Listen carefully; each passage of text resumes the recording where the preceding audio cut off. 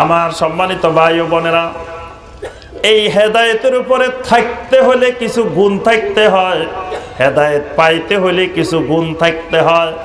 আবার হেদায়েত থেকে এই কারণগুলো ঘটলে হেদায়েত থেকে বিচ্যুত হয়ে যায়, হেদায়েত পায় না, অর্থাৎ বিশুদ্ধ ঈমানটা পায় না, বিশুদ্ধ সুন্নতি আমলটা পায় না। যদি এই কয়টা কারণ থাকে, এই কয়টা কারণ আমরা সংক্ষেপে আলোচনা করব। এক নম্বরে যদি তার ভিতরে থাকে ইত্তেবাউল হাওয়া। এক নম্বরে কি? কথা কয় না, আমার কথা বুঝতেছেন না ঘুমাইতেছেন? এত তাড়াতাড়ি তো ঘুমানোর কথা না, নাকি? বরিশালের মানুষ তাড়াতাড়ি ঘুমায়, কয়টায় ঘুমায়? তাড়াতাড়ি ঘুমানোই তো ভালো, তাড়াতাড়ি ঘুমানো কি দোষের বিষয়? এশার নামাজ পড়ি তাড়াতাড়ি ঘুমাই দেবেন, এটাই তো ভালো জিনিস। শেষ রাত্রে তাহাজ্জুদের সময় উঠে যাবেন। আগে আমাদের মুরব্বীরা তো এরকমই করতো। আর এখন ঘুমান রাতে 3টায়, উঠেন সকাল 10টা। আমার সম্মানিত ভাই ও বোনেরা, এক নম্বরে হেদায়েতের প্রতিবন্ধক, যুগে যুগে কোটি কোটি মানুষ হেদায়েত পায় নাই এই কারণে ইত্তেবাউল হাওয়া। ইত্তেবাউল মানে হাওয়ার অনুসরণ। হাওয়ার অনুসরণ, হাওয়া মানে কি? একটা হলো ইত্তেবাউল হাওয়া, আরেকটা হলো ইত্তেবাউল ওহী। একটা হলো ইত্তেবাউল ওহী, আরেকটা হলো ইত্তেবাউল হাওয়া। আল্লাহর কোন বান্দা যদি ওহীর অনুসরণ করে, ওহীর ইত্তেবা করে, এই লোক বোঝা যাবে হেদায়েতের উপরে আছে। আরেকজন ওহীর অনুসরণ করে না, শুধু হাওয়ার অনুসরণ করে, মনে যা চায় তাই অনুসরণ করে, এই আল্লাহর বান্দা কোনোদিন হেদায়েত পাবে না। এই আল্লাহর বান্দা জীবনেও কোনোদিন হেদায়েত পাওয়া সম্ভব না। যদি হাওয়ার ইত্তেবা করে, হাওয়ার ইত্তেবা মানে মনে যা চায় তাই করে, মনের ইচ্ছা অনুযায়ী কাজ করে, ওহীর ধার ধারে না। অনেক ভাই আছে দেখবেন নামাজ পড়তে আসছে, নামাজ কি সুন্নত অনুযায়ী হইতেছে কি হইতেছে না, এই নামাজটাকে আমার নবী সাল্লাল্লাহু আলাইহি সাল্লামের নামাজের মতো হচ্ছে কিনা, আমার নবী সাল্লাল্লাহু আলাইহি সাল্লামের সাহাবীদের মতো নামাজটা হচ্ছে কিনা, এই খবরও নেওয়ার চেষ্টাও করে না।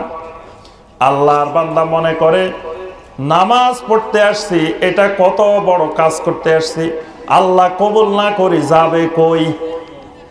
মানে আল্লাহর ঠেকা, আল্লাহ আমার নামাজ কবুল করতে হবে, নাউজুবিল্লাহ। এই মনোভাব নিয়েও কিন্তু অনেক ভাই নামাজে আসে, মানে নামাজের দাঁড়ানোটা ঠিক করে না, রুকুটা ঠিক করে না, সাজদাটা ঠিক করে না, বৈঠকটা ঠিক করে না, নিজের ইচ্ছা মতো নামাজ পড়ে। আমি একদিন মসজিদে ঢুকে দেখি, গরমের দিন তো, নিচতলায় ধরেন ফিল আপ হয়ে গেছে, দোতলায় মুসল্লি আসছে, মুসল্লি দেখি 3 জন দোতলায়, 3 জন 3 ফ্যানের নিচে দাঁড়াইছে। দোতলায় এরকম ফ্যান আছে, ওই ফ্যানের নিচে একজন, এই ফ্যানের নিচে একজন, এই ফ্যানের নিচে একজন, মাঝখানে সব ফাঁকা, কেউ নাই।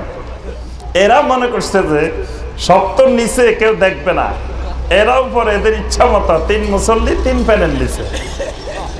এখন আমি জামাতে আসছি একটু পরে, নিচে আমাদের আরেকজন ইমাম সাহেব, উনি নামাজ পড়াইতেছে। এখন আমি আসি দেখি কাণ্ড, 3 জন 3 জায়গায়। আচ্ছা, আমি এবার মাঝখান দিয়ে দাঁড়াইছি, এখন ওনারা দেখতে পাইছে যে আমি আসছি, এবার 3 জন দৌড়াই আসি আমার সাথে দাঁড়াইছে। তাহলে এই 3 জন যে নামাজে দাঁড়াইছে, এই 3 জনের নামাজ হবে? কিন্তু যদি আমি না আসতাম, দেখতেন যে 3 জন এইভাবে নামাজ পড়ি ফেলতো। তাহলে আল্লাহর বান্দাদের ধারণা যে মসজিদে যখন আসছি, নামাজ আল্লাহ কবুল না করি যাইব কই? আমি যে আল্লাহর কত বান্দা মসজিদে আসে নাই, আমি আসছি, এটা তো বিরাট ব্যাপার। এই জন্য 3 জন 3 জায়গায় নামাজ পড়লেও তাদের ধারণা আল্লাহ কবুল করবে। আল্লাহর অনেক বান্দারে দেখবেন নামাজের দাঁড়াইছে, নিয়ত বেঁধে ফেলছে, আবার চারিদিকে তাকায় তাকায় দেখে, এরকম মুসল্লি আছে না? দেখবেন। আবার দেখে ইমাম সাহেব কোন জায়গায় হাত বাঁধে, এটাও দেখে তাকায় তাকায়। আমি এরকম মুসল্লিও দেখছি নামাজের ভিতরে ইমাম সাহেবের দিকে তাকায় থাকে। তার নামাজ হইব? একবার আমি হজে গেছি, হজে যাওয়ার সময় একজন খতিবকে দায়িত্ব দিয়ে গেছি একজন ভাইকে যে আপনি নামাজ পড়াবেন। উনি জুমার নামাজ পড়াইছেন, জুমার নামাজের সব ঠিক আছে, উনি হাত বাঁধার সময় হাতটা একটু উপরে বাঁধছে, পিছন থেকে এক মুসল্লি দেখে গেছে, নামাজের ভিতরে মুসল্লি দেখে গেছে যে হাতটা উপরে। নামাজ শেষ হওয়ার সাথে সাথে বলে উঠছে, এই খতিব সাহেব তো হবে না, হবে না, এই খতিব সাহেবের হাত বুকের উপরে বাঁধছে। সবাইকে দেখছেন কেমনে? আপনি নামাজের মধ্যে দেখলেন কেমনে? এবার আর কোনো কথা কয় না। নামাজের মধ্যে দেখছেন কেমনে আপনি হাত যে বুকে বাঁধছে? কারণ হইলো উনি নামাজের ভিতরে তাকাইছে, গোয়েন্দাগিরি করতেছে, নামাজে দাঁড়ায় দাঁড়াইছে কোথায় হাত বাঁধে। দেখবেন এরকম মসজিদে কিছু গোয়েন্দাগিরি করে, যদি দেখে যে আপনি একটু হাতটা উপরে বাঁধছেন, নামাজের পরে আসেন আমাদের ইফতা বিভাগে আসেন, আপনি হাত কেন উপরে বাঁধছেন, আমিন কেন জোরে বাঁধছেন, বুঝাই দিয়ে যান। কয় না? অনেক জায়গা আছে। তাহলে বুঝা যায় এরা নামাজের মধ্যে তাকায় তাকায় দেখে চারিদিকে। তাহলে এই যে নামাজ পড়ার অবস্থা, এটা হলো ইত্তেবাউল হাওয়া, নিজের মন গড়া নামাজের অবস্থা।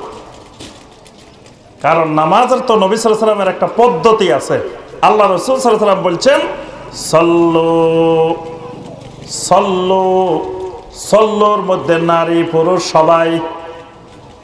এখানে নবী সাল্লাল্লাহু আলাইহি ওয়াসাল্লাম বলেন নাই সল্লুর রাজুল, শুধু পুরুষেরা আমার মতো নামাজ পড়ো, মহিলারা আয়েশার মতো পড়ো, খাদিজার মতো পড়ো বলছেন।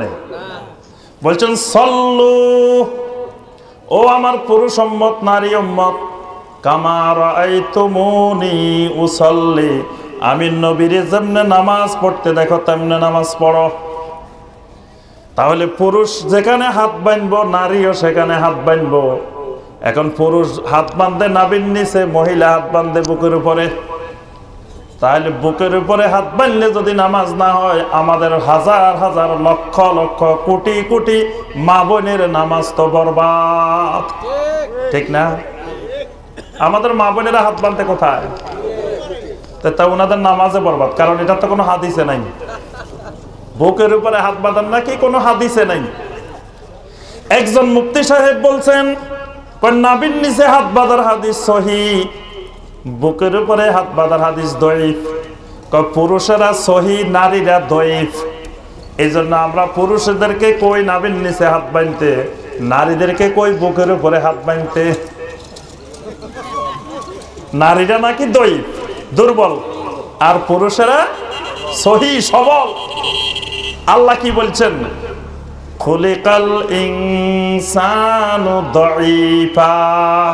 আল্লাহ রাব্বুল আলামিন বলেন, ও পুরুষ ও নারী, সব মানুষের আমি দুর্বল বানাইছি, দঈফ বানাইছি। তাহলে তো আমল করতে হবে কোন হাদিসের উপরে? দঈফের উপরে। তো দঈফ যদি বুকের উপরে হয়, তাহলে পুরুষও দঈফে চলে আসেন। কি বলেন? কারণ আপনি ফতোয়া দিচ্ছেন যে দঈফ হাদিসের উপরে নারীরা আমল করব, কেন? নারীরা দঈফ। আর সহিহ হাদিসের উপরে আমল করব কারা? পুরুষেরা। তা আল্লাহ বলতেছেন, আমি পুরুষেরও দঈফ বানাইছি, নারীরও দঈফ বানাইছি, দুইটাই দঈফ, ইনসানটাই দঈফ। তাহলে আপনিও দঈফ। তো সুতরাং বুকের উপরে হাত বাঁধা যদি দঈফ হয়, তা আপনি দঈফে চলে আসেন। কি বলেন? তাহলে সালাত আদায় করতে হবে কার মতো? আল্লাহ রাসূল সাল্লাল্লাহু আলাইহি ওয়াসাল্লামের মতো। আর কাউকে নবী সাল্লাল্লাহু আলাইহি ওয়াসাল্লাম দেখাই দেন নাই যে অমুকের মতো, অমুকের মতো, অমুকের মতো পড়ো। কিয়ামত পর্যন্ত আমল করতে হবে কার মতো? সমস্ত আমল। ঈমান আনতে হবে কার মতো? সাহাবায়ে কেরামের মতো। এটা ভালো করে মনে রাখবেন, ঈমান আনতে হবে কাদের মতো? আর আমল করতে হবে কার মতো? তো রাসূলের মতো ঈমান আনবেন না কেন? আল্লাহ পাক কোরআনে কারিমে বলছেন, ওয়া ইযা কিলা লাহুম আমিনু কামা আমানান নাস, যখন তাদেরকে বলা হয় ঈমান আনো যেমনি ভাবে অন্যান্য মানুষেরা ঈমান আনছে, ওই মানুষগুলা রাসূলের যুগের মানুষ, রাসূলের যুগের ঈমানদার। কারা এরা? সাহাবায়ে কেরাম। সাহাবায়ে কেরামের মতো ঈমান আনো। ফাইন আমানু বিমিসলি মা আমানতুম বিহি ফাকাদ ইহতাদাও, যদি তোমাদের ঈমানটা সাহাবায়ে কেরামের ঈমানের মতো হয়, ফাকাদ ইহতাদাও, তাহলে তোমরা হেদায়েতের উপরে আছো। সুবহানাল্লাহ। তাহলে ঈমানটা সাহাবায়ে কেরামের মতো, কিন্তু আমলটা নবী সাল্লাল্লাহু আলাইহি সাল্লামের মতো। কারণ কি বলেন দেখি? কারণ হলো নবী সাল্লাল্লাহু আলাইহি সাল্লামের মতো ঈমান আনা দুনিয়ার মানুষের পক্ষে সম্ভব না। নবী সাল্লাল্লাহু আলাইহি সাল্লাম জান্নাত জাহান্নাম দেখছেন, আপনারা দেখছেন? নবী সাল্লাল্লাহু আলাইহি সাল্লাম সপ্তম আকাশ পর্যন্ত আল্লাহর আয়াতগুলো দেখছেন, ফেরেশতাদেরকে দেখছেন, সমস্ত নবী রাসূলদেরকে দেখছেন, জিবরিল আলাইহিস সালাম দেখছেন, আরো কত কত আল্লাহ রাব্বুল আলামিনের আয়াত দেখছেন। আপনি আমি কি দেখছি? এজন্য নবী সাল্লাল্লাহু আলাইহি সাল্লামের মতো ঈমান দুনিয়ার কোনো মানুষ আনতে পারবে না। একজন মানুষ সরাসরি জাহান্নাম যদি দেখে আসতো, জাহান্নাম দেখার দরকার নাই, জাহান্নামের যদি একটা অংশ কিছু জিনিস দূরের থেকে বুঝতে পারতো, আল্লাহর এই বান্দা জীবনে আল্লাহ ছাড়া আর কিছু বুঝতো না। কি বলেন? আল্লাহ রাসূল সাল্লাল্লাহু আলাইহি ওয়াসাল্লাম সরাসরি এই জাহান্নাম দেখে আসছেন, জাহান্নামে যারা যাবে এদের অবস্থা দেখে আসছেন, জান্নাত দেখে আসছেন, জান্নাতের ভিতরে লোকজন দেখে আসছেন। তাহলে নবী সাল্লাল্লাহু আলাইহি ওয়াসাল্লামের মতো ঈমান আপনি কেমনে আনবেন? কিন্তু আমলটা করতে হবে নবী সাল্লাল্লাহু আলাইহি ওয়াসাল্লামের মতো। আমলের ক্ষেত্রে ইত্তেবা করতে হবে কার? কুল ইন কুনতুম তুহিব্বুনাল্লাহ ফাত্তাবিউনি।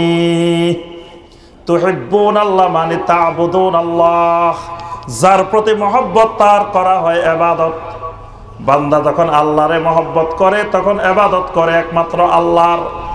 আল্লাহ রাব্বুল আলামিন বলেন, যদি বান্দা আল্লাহর ইবাদত করতে চাও তাহলে ফাত্তাবিউনি, আমার রাসূলের ইত্তেবা করো।